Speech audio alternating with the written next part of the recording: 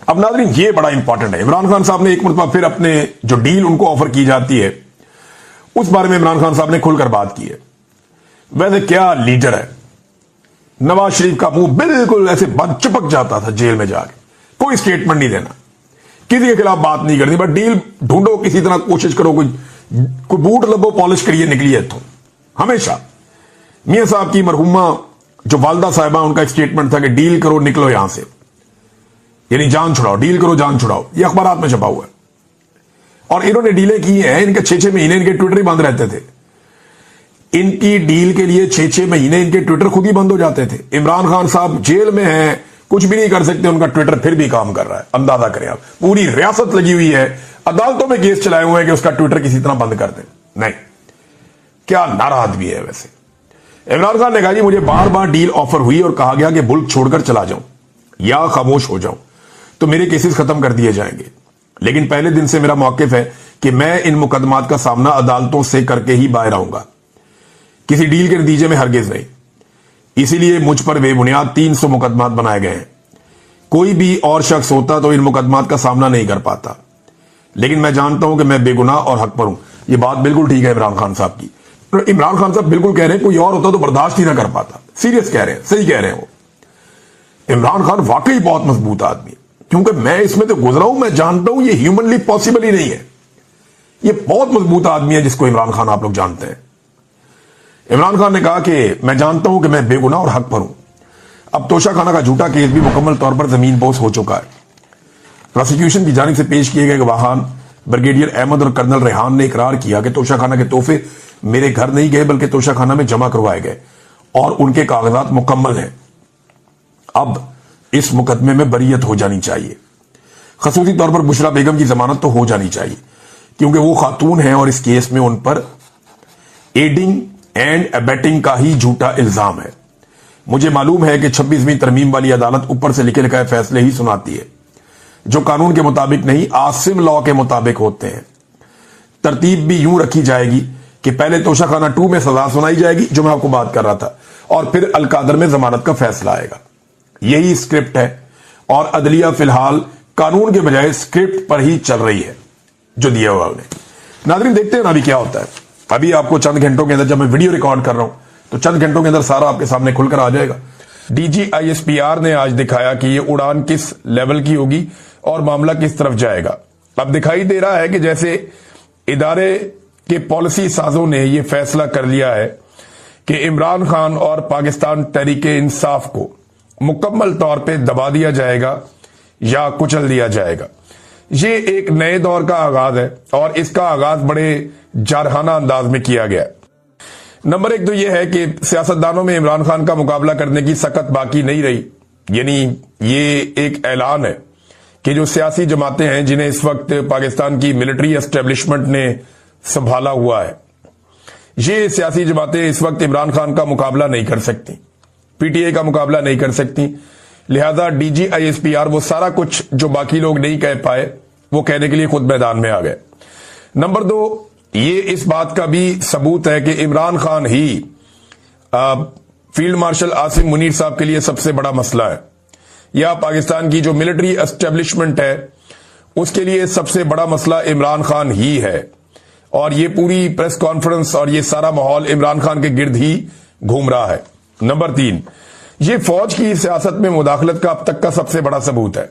इससे पहले एक आधा जुमला करके निकल जाते थे। ये एक्सटेंशन की जो बुनियाद बनी थी ना, मैं आपको काफी दिनों से एक खबर दे रहा था और बार बार आपको मैं कह रहा था कि नवाज शरीफ साहब इमरान खान से छुटकारा चाहते हैं और इसी बुनियाद पे वो जो मांगा जाएगा वो दे देंगे और एक्चुअली डील इस चीज पे होनी है। तो वो भी साबित हो गया कि जैसे ही एक्सटेंशन मिली, जो पहला हमला किया गया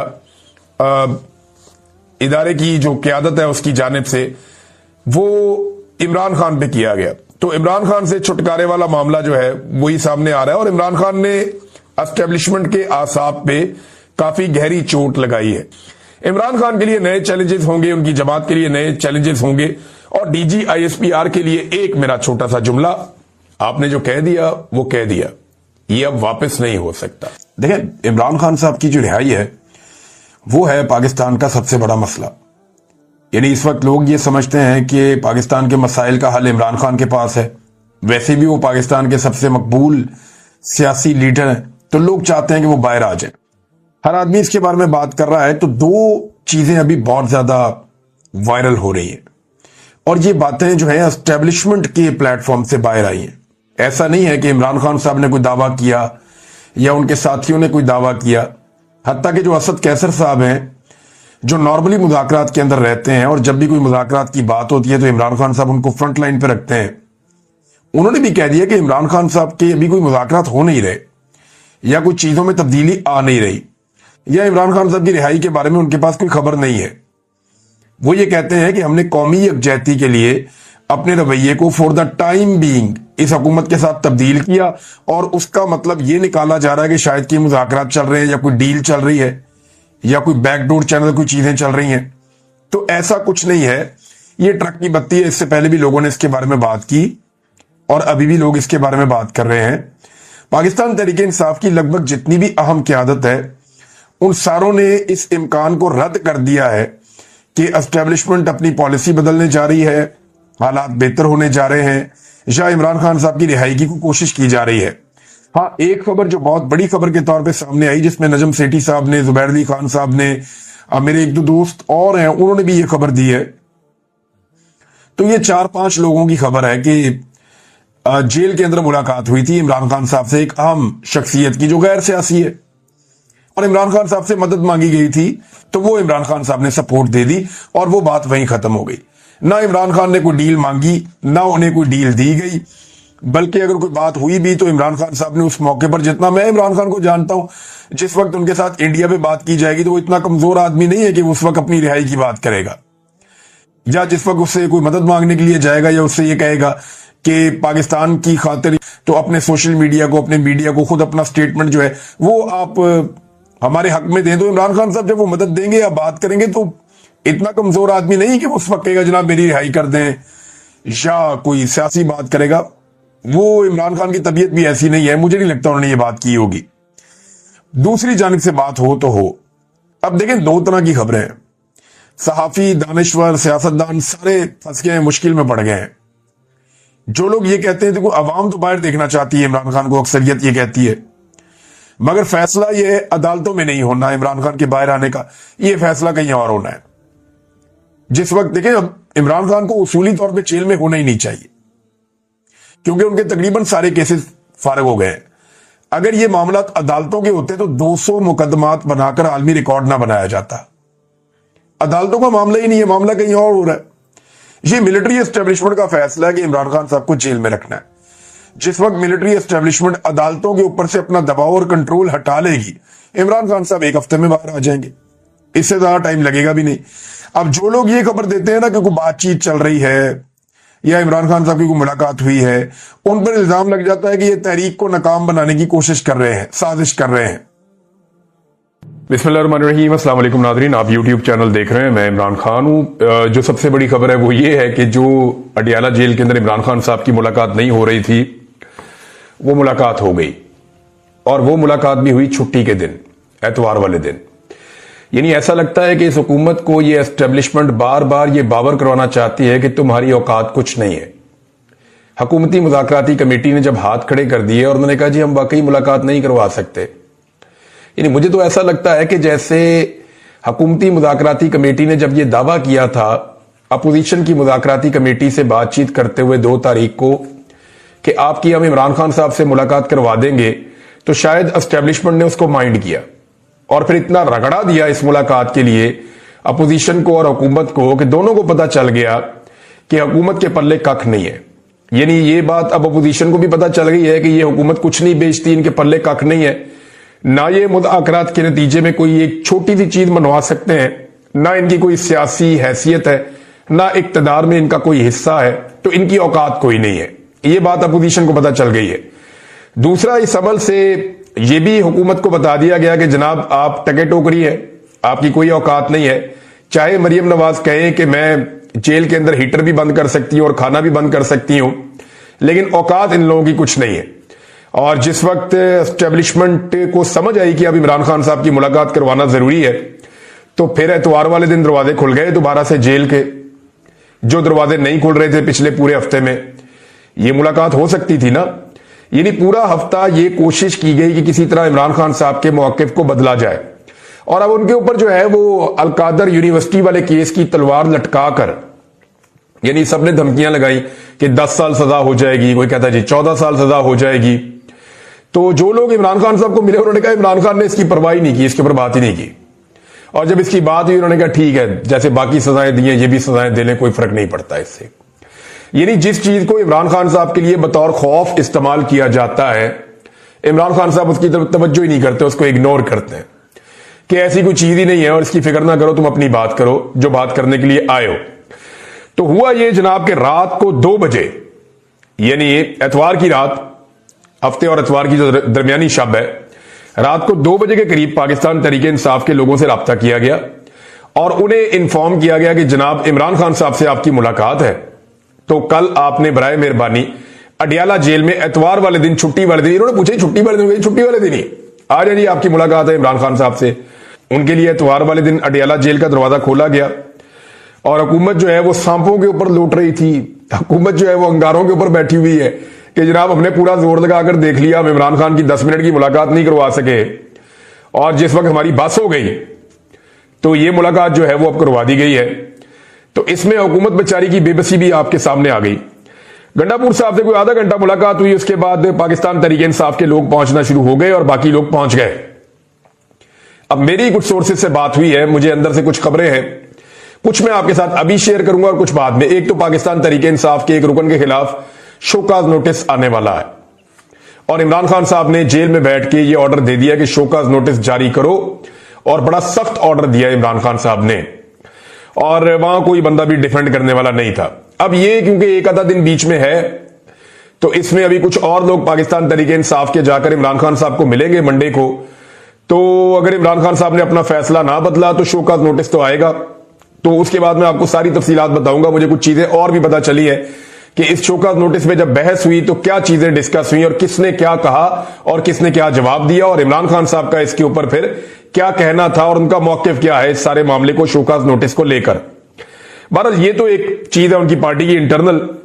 अब इमरान खान साहब ने जो है वो ये कहा कि जो तीसरी मीटिंग होने जा रही है हुकूमत के साथ, इस मीटिंग में हुकूमत को तहरीरी तौर पे आप दे दें और जुडिशियल कमीशन की डिमांड के ऊपर, यानी ये वो वाहिद चीज है जिसपे इमरान खान साहब आकर डट गए जी हमें नहीं निकालते, जेलों से ना निकालें, और जेलों के अंदर अगर कारकुनों को और टाइम गुजारना भी पड़ता है तो कोई नहीं, हम फेस कर लेंगे। लेकिन जो कत्लेआम हुआ पाकिस्तान तहरीक इंसाफ के लोगों का, चाहे वो 9 मई को हुआ हो, चाहे वो 26 नवंबर को हुआ हो। 9 मई के बाद तो मैं गायब हो गया था नाज़रीन, मुझे तो पता ही नहीं था कि बाहर क्या हुआ, किस तरह हुआ। मुझे तो 142 दिन एजेंसियों ने अपनी तहवील में रखा, तो इस बीच में मुझे आइडिया नहीं था कौन पकड़ा गया, कौन छूट गया, किस तरीके से मामला चले। तो ये तफसीलात जब मैंने देखी और जब मैंने डाटा देखा और उन लोगों तक एक्सेस की कि जो लोग उस दिन कत्ल हो गए थे, जिन लोगों को उस दिन शहीद किया गया था पाकिस्तान तहरीक इंसाफ के, वो भी अच्छा खासा नंबर था। और अब 26 नवंबर को जो कत्लेआम हुआ उसका तो मैं खुद विटनेस हूं, मैंने सारी चीजें खुद रिपोर्ट की हैं, देखी हैं, सारा मीडिया देखा है, सोशल मीडिया देखा है, लोगों से राब्ते किए हैं, लोगों से मुलाकातें भी मेरी हुई हैं। तो ये तो बड़ा क्लियर है। अब इमरान खान साहब इन दोनों के ऊपर जो जुडिशियल कमीशन है इस मामले से तो बिल्कुल पीछे हटने वाले नहीं है। उन्होंने कहा ठीक है जी मुज़ाकरात आगे बढ़ते रहेंगे। ये तकरीबन कोई 35 से 40 मिनट की मुलाकात हुई है जिसमें सारे लोग बैठे हुए थे।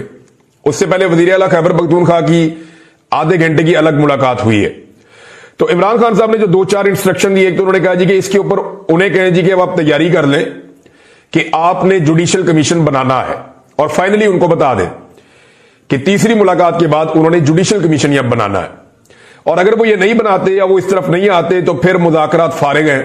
ये इमरान खान साहब ने क्लियरली कह दिया है। और इसके बाद जो है इमरान खान साहब ने यह भी कहा कि जो बैरूने मुल्क है उससे कोई किसी किस्म की कोई उम्मीद ना रखे, यानी ये हमारा मकसद नहीं है कि हम किसी बैरूनी मुदाखलत के नतीजे में कोई चीज हासिल करने की कोशिश करें। हां, इंसानी हुकूक के हवाले से हम आलमी सतह पर आवाज उठाएंगे, पाकिस्तान के अंदर भी आवाज उठाएंगे। ह्यूमन राइट्स का मामला हो, इंसानी हुकूक का मामला हो, तो वो क्योंकि पूरी दुनिया का मसला होता है, तो इसके ऊपर हमारे पास कोई और रास्ता नहीं है, हम खुलकर और जोरदार तरीके से आवाज उठाएंगे। लेकिन पाकिस्तान के अंदर जो फैसले होंगे वो पाकिस्तानी ही करेंगे। अवाम ने अपना फैसला दे दिया था, मैंडेट की सूरत में वो तस्लीम करना पड़ेगा पाकिस्तान के निजाम को। नंबर 2, पाकिस्तानी अपना फैसला खुद मनवाएंगे और हम अपना फैसला मनवाएंगे। और इस हवाले से इमरान खान साहब ने पार्टी को अहकामात दिए हैं कि बड़े मोहतात बयानात दिए जाएं और किसी से कोई मदद की उम्मीद भी ना रखें और किसी पर भरोसा भी ना करें। अपने बाजुओं पर, अपनी पार्टी पे और पाकिस्तानियों पे भरोसा करें। ये इमरान खान साहब ने बड़ा कैटेगोरिकली अपने लोगों को वहां पे कहा। और इस हवाले से वहां पे उन्हें मशवरा दिया गया इमरान खान साहब को, एक शख्स की जानिब से जो मुज़ाकराती कमेटी का मेंबर है। उन्होंने कहा जी क्यों ना हम इसमें जो है वो इन मामलात के ऊपर स्पेसिफाई कर दें कि ये बंदे बात करेंगे और सब इसके ऊपर बात नहीं करेंगे। तो इस पे भी राय जो है इसको इमरान खान साहब ने सराहा और बाकी लोगों ने कहा ठीक है हम इसके ऊपर ये देख लेते हैं कि खास तौर पे जो खारजी मामलात हैं, जो बैरूनी दुनिया से कोई प्रेशर आ रहा है, उसमें हमने क्या स्ट्रेटेजी बनानी है वो पार्टी फिर उस पर डिसाइड करेगी और जो खास लोग हैं जो इन चीजों को समझते हैं वही इस पे बात करेंगे। मिसाल के तौर पे जब नाज़रीन इमरान खान साहब ने कहा था कुछ अर्सा पहले कि उनको बार बार पेशकश की जाती है, कभी कहा जाता है पाकिस्तान से बाहर मुंतकिल कर देते हैं, कभी कहा जाता है बनीगाला मुंतकिल कर देते हैं, कभी कहा जाता है कि आपको जनाब आजाद कर देते हैं। यानी बार बार इमरान खान साहब को डील ऑफर की जाती है और इमरान खान साहब इनकार कर देते हैं। आज से कुछ अरसा पहले मोहसिन नकवी ने इमरान खान साहब को मुखातिब करते हुए यह ट्वीट किया था कि इमरान खान साहब बताएं आपको किसने डील ऑफर की है। कोई आपको डील ऑफर नहीं की और बड़ी बड़ी बातें कर गया मोहसिन नकवी उसी एक ट्वीट के अंदर। लेकिन आज मोहसिन नकवी जिन पार्टियों का मरहून मिन्नत है या जिनकी वजह से मोहसिन नकवी आज सेनेटर बना हुआ है, उनके अहम तरीन रहनुमा वफाकी वजीर तारक फजल चौधरी साहब ने स्टेटमेंट देके मोहसिन नकवी को झूठा साबित कर दिया और इमरान खान को सच्चा साबित कर दिया। तहरीक इंसाफ दरखास्त देकर इमरान खान साहब को बनीगाला मुंतकिल करवा ले, यानी तहरीक इंसाफ दरखास्त दे, इमरान खान को बनीगाला मुंतकिल कर देंगे। हम पहले भी पेशकश कर चुके